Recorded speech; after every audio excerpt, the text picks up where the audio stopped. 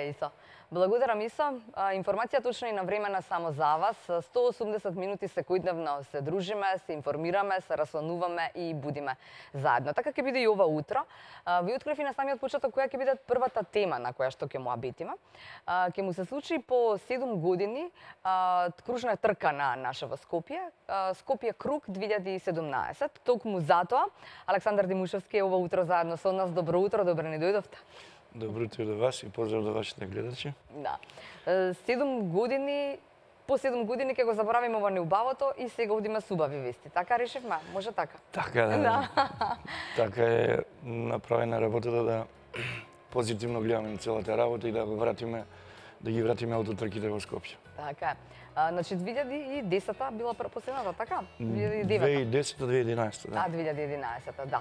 Што е она по што ќе го паметите вие тоа? Што ќе ја паметите вие таа кружна трка? Па кружните трки во Скопје мислам дека започна негде 98 така. Значи станаа дел од градот, дел од некој убаво сеќавање на скопјани и можам да потврдам дека беа многу посетувани. Да. Значи Скопјани го сакаат аутоспортот, тие кружните трки во Скопје и во центарот на Скопје и трките на водно. Со тоа што кружната трка во Скопје растеше од година во година и дојдовме во еден период кога више стана и дел од централна европска зона, значи шампионатот на централна европска зона, кој што можевме да видиме многу странци, многу убави, атрактивни аута и така да тоа почна да расте све до еден период кога требаше да продолжи нагоре. Да продолжи нагоре, тоа се стопира и почна да иде надоле, за жал. Да.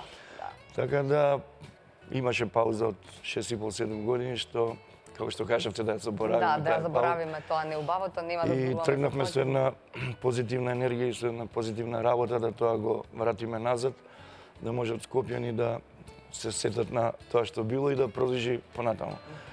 Одзивот е голем. Значи Кој беше првиот на кој што му сеевте да му кажете ќе се тркаш, ќе доаѓаш на трка или ќе има трка?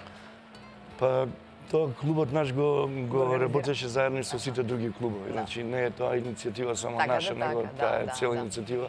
Беа запознаати сите возачи и сите клубови. Одзивот е голем. Значи одзивот е голем и кај надпреварувачите и кај гледачите. Значи мислам дека ќе биде една убава манифестација. Каде ќе се случува? Како и секогаш? Како и секогаш стазата е иста кај Судска палата и Скопски сајм, булеварот.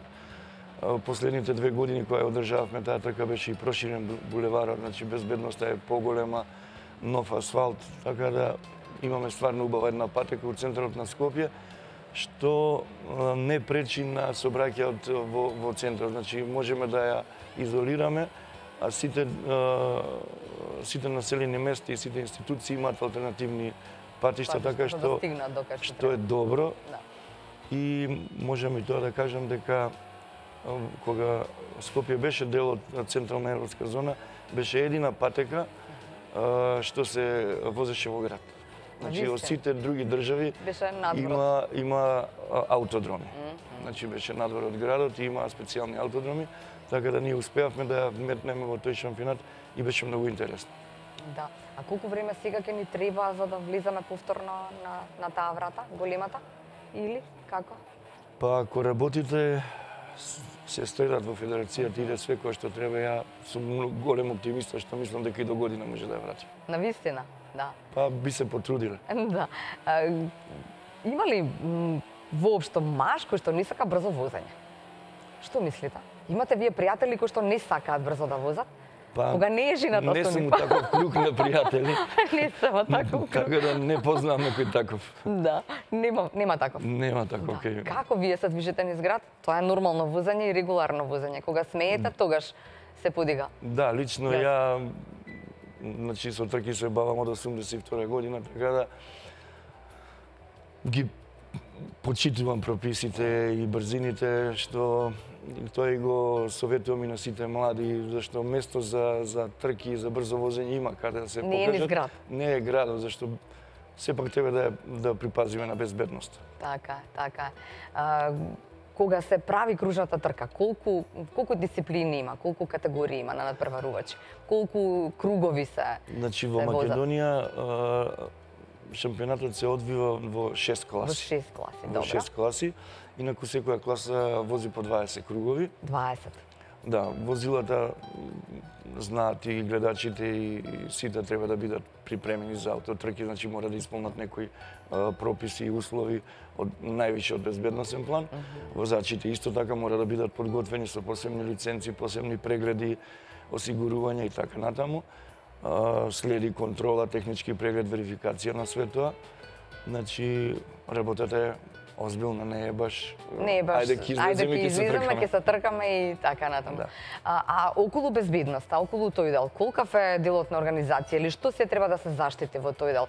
Веројатно публиката е најважното обезбедување нејзино, заедно со и возилата кои што се на патека. Така, значи ние се грижиме во 3 дела, значи тоа е безбедност на возачите, безбедност на функционерите и безбедност на публиката. Да.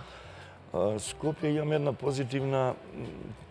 позитивен дел што публиката е сместен високо горе на високите делови, кај што технички возилото не може да отиде таму. На другите делови на патеката е забрането за публика, затоа ја одделуваме публиката со огради и тампон зона од лента. Значи нема пристап публиката до патеката. Исто така имаме ангажирано агенција за обезбедување, редарска наша служба и полицијата. Да. Што значи многу луѓе сакаат да дојдат? Што значи оваа бројка? Колку се бројките кои што сме ги имале како публика и како надпреварувачи во годините, во убавите времиња кои што ќе ги вратиме, се надевам брзо? Па на трката на водно публиката максимум што ја можеше да ја предпоставиме и колку медиумите тоа го презентира е негде бројка од 30.000 публика беше на водно. 30.000? Да.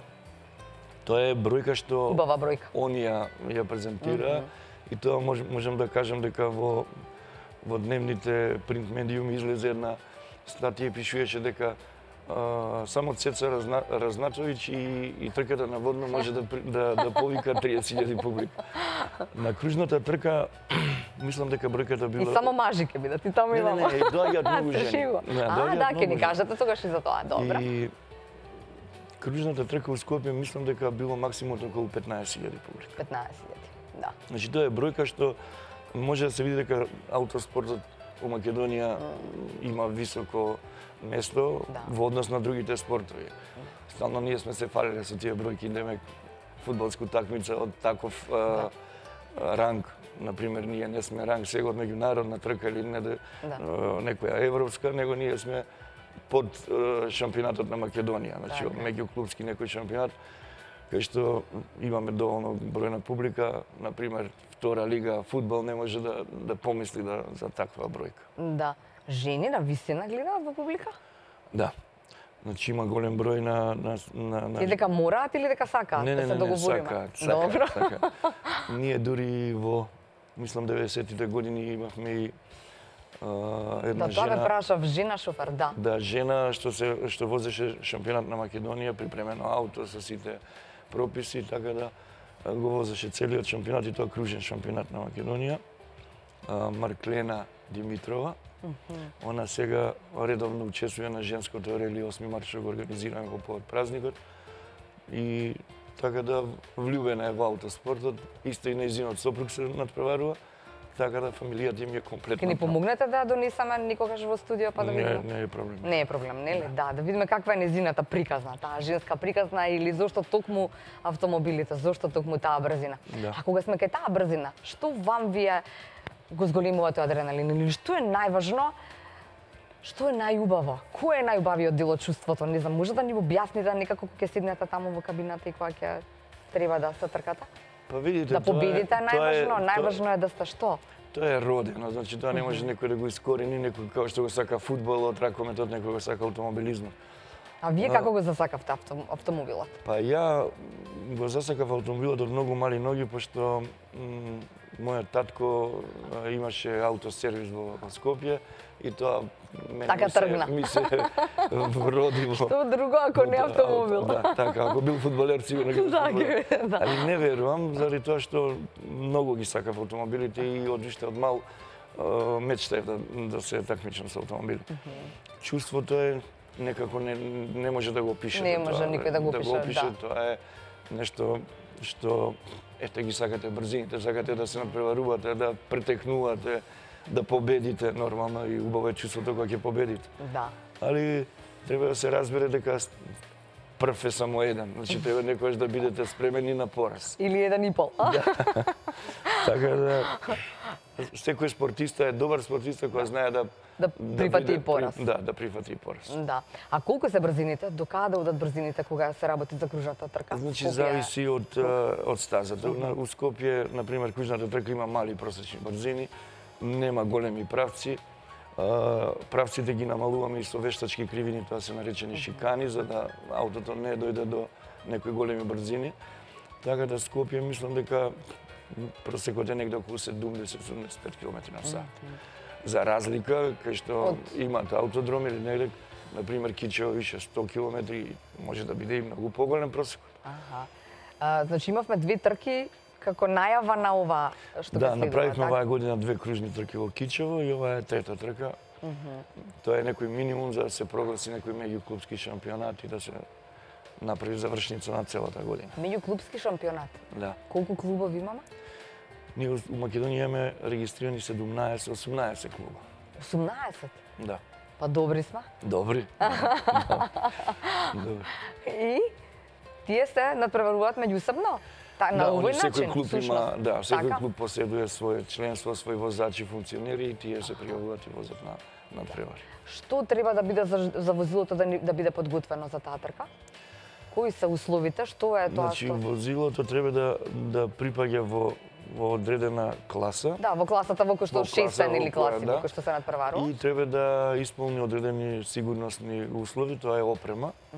Значи, унатре треба да има заштитен лук, тоа е роубар, седиште, тркачко, појаси, ова ПП апарат унатре, прекинувач на струја, вучни куки, значи има прописи кои се пропишани во делот на сигурноста и прописи кои се пропишани во делот на моторот, подвозието и мењачот. И мора да бидат сите така спремени за да може да се надпреваруваат. Така. Закавате кој беше победник на последната трка? Од Скопје не можам да се. А кажете ми, каде сме ние, односно каде се нашите надпреварувачи во однос да речеме на странските надпреварувачи кои што ќе не дојдат како гости? Бевме многу високо, нашиот рейтинг беше висок на Балканот. Да. Значи бевме, да кажем, лидери во регионот кога се растури Југославија, кога постанавме посебни држави. Навистина бевме лидери? Бевме лидери и во организација на трка, и во припременост на ауто, и во наши учества и све. Со овие 7 години дојдовме до едно Стагнација не голема. стагнација, него дојдовме да бидеме на последното место во округот. Сега сите не претрка. Сите не претрка.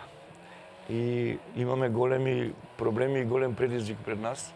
Едино што сега можам да кажам наши добри возачи да возат во Србија. Значи Виктор Давидовски е шампион во Србија во најконкурентната класа во југо. Возат таму и други возачи, возат наши мали деца кои возат картинг во Србија и се шампиони. Заради тоа што ке нас спортот, да кажам, умр. И едино Иđe Стефановски што го гледаме Да, дека што го гледаме, никако ни дава надеж дека можеме се уште и на тој план. Тачно е тоа, али не можеме без домашен спорт. Значи ние го немаме расадникот. Значи нас ни треба домашен аутоспорт за да можеме да isfрлиме надвор добри такмичари и во сите дисциплини. Да си ги вратиме такмичарите дома што возат по Србија, по Бугарија и по другите држави. Значи да направиме една добра организација, добра федерација, добра стратегија и да го рестартираме ова, зашто спортот, аутоспортот е многу скап, не може да се рестартира за многу брзо време. Така да сега 7 години нели пауза и ништо не сме направиле во тие 7 години и сега очекуваме дека ќе ни се случи чудо одненадеж, не може. Не. Да. Дефинитивно не. Во салонот кај тато, што беше првиот автомобил кој што ве маѓапса? Значи, многу автомобили доаѓале, морам да се потсетам на еден автомобил. Бев некој 3-14 години и дојде еден странски автомобил германски, тоа беше Porsche 914. Добро. Буквално Јас не знам ништо од автомобил, ама вие ќе ми објасните Буквално како. ја поминав целата ноќ во сервис. Цела ног во сервис. Да. Спиевте, вака како? Цела Го ноќ во галевте? сервис, да, до автомобилот. Добро. Така, Тоа беше толку убав. Па, спортски автомобил, двоседж, у Скопје дојдем прв пат таков авто и така, беше интересантно. Да. И потоа како одеа работите?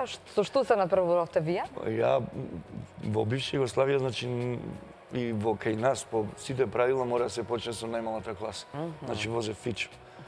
Возе Фичо, мислам некои 5-6 години, додека добиете лиценца за во друга класа и така после Југо. Ама Фичо е супер искуство. Да, најголемото искуство. Најубавото искуство. Заради тоа што од Југославија значи беа тешки квалификациите за да се влезе во главната трка. Што значи тешки квалификации? Значи, на пример, во трката во Краљево или Крагуевац или Риека, доаѓаат околу 60 до 70 фичовци, а возат само 30. Другите си одат дома. Зошто? Не се Зашто подготвени? не го исполниле времето. Значи има време. Има пропусна моќ на стазата. Стазата прима 30 возачи, не може да прими 70. И со плачање назад други. И со плачење назад другите дома или ќе си ја гледате трката. Така да тие се правила што се позитивни и треба така и да биде. Така, да. И потоа од Фичо преминавте на? Од Фичо на Југо возев неколку години, после донесов еден Ford Escort од Германија и се редеа многу коли. Да. Многу коли. Имало некој со кој што љубов било какова Порше, како беше 914, да разбрам. Па и имало, значи возев Рено Клио Вилијамс, возев Рено Меган, Рено Спорт од најновите, имав и Escort Cosworth, така да убави автомобили, убави години, убави шампионати и надвор од државата и во Германија, и во Италија, и Бугарија, така да спортот е убав и треба да се бават младите со спорт, за да не прават, да кажам, овие глупости по улица. Да, тоа сакав да ве прашам, како да реагираме или како да ги поднаучиме дека не е ова начинот да научат да возат брзо или да видат кој е подобар, дали на едниот пријател или на другиот пријател автомобилот. Со голема едукација и со голема пропаганда од клубовите и од федерацијата и од агенцијата спорт и млади може тоа да се направи. Значи ако сега имаме голем процент што се на улица, ние можеме бар од нив 50% да ги донесеме по клубовите и да им кажеме дека тука треба да го прават тоа. Така. И тоа ќе допринесе многу за безбедноста, многу за младите да се бават со спорт. Зашто спортот автомобилизам не е само седне у кола и вози. Значи сака припреми, сака кондиции, сака, значи има многу елементи. Да. И кога сме кај таа подготовка, тоа каков мотор, што, како, вие цело време сте таму во сервис додека се подготвуваат вашите автомобили на времето? Значи да. Да. Возачот би требало да биде. Би требало и да ги знае. Например, Формула 1 сега, не мора. Не мора возачот, али таму се работуваат. Тие што се работуваат со инженерите, тие имаат успех. Да. Значи, пак ќе земе на Михаел Шумахер, што потекнува од семејство и бил аутомеханичар. Он нон-стоп работел со инженерите и механичарите, зашто многу е важна информацијата што возачот ќе му ја префрли на инженерот, да му каже како се понаша аутото, каде што му треба и така. Така. Колку е до сега бројот на учесници? Има уште место? Може луѓето да се пријавуваат се уште или сите оние кои што, да речеме, квотата е исполнета, како рековте? Значи нема квота, има значи има тренинг и на тренингот се одлучува, значи кој ќе биде на трка? На кружната трка пропусна моќ е 22 аута. Значи ако има 24, 2 отпаѓаат. Леле. Така да... Добро, нема да се 30-40. Мислам дека до сега имаме некоја бројка од 45 до 50 автомобили. И сега? 6 класи се може. Добро, има место за сите. Има место за сите. Да. Кој предничи во овој регион, нашиот? Во однос на автомобилизмот? Кој најдалеку отиде годинива? Значи, Србија е... Србија е лидер, а? Можем да кажем и Бугарија тука негде се, зашто имаат воспоставено ред и шампионат. Да. Не ги ставам словенците у тој дел. Мислам дека хрватите се и тука негде со србите, словенците се најаки. Најаки, добро, они се и биле најаки од стално. Така да во овој регион наш србите се сега во една подем, Имаа проблеми и они во федерациите и така ги средија. У задните години се добри. Да. Треба многу вложување, зборувам како федерација, како вложување или за да се поместат работите, како треба? Или треба само да вложуваме можеби во наоѓање на добри... Ја ќе кажам за нашиот случај е фактор човек, людски фактор, значи така. треба да се средат работите тука. Значи некои суетија се во прашање. Надминување на суетата. На суетата и тоа тешка суета. Аха, така е. Добро, јас се надевам 21 И два е тренинг, да. Да, тренингот е 21 Во 12 октомври. часот почне, трката е во недела во свечено отварање во 11, во 12 исто почне трката. Па повелете и дојдете. Да. Јас, ајде ќе се обидам еднаш да додам на кружна трка, да видам како изгледа тоа. Многу убаво. Да нема натера никој да додам сама. Ви благодарам за ова гостување. Ми витивте ќе ја донесеме она Маркрена единствена, обавезно. да, жена која што никогаш учествувала на таква некоја кружна трка и воопшто на трки. А ние, знаете, веќе нас се продолжува натаму. Сега е време за рекламен блок, а потоа и за второто издание на утринските вести или најважните од земјава вести, а секако потоа и нова тема. Бидете на фреквенцијата на телевизија Нова.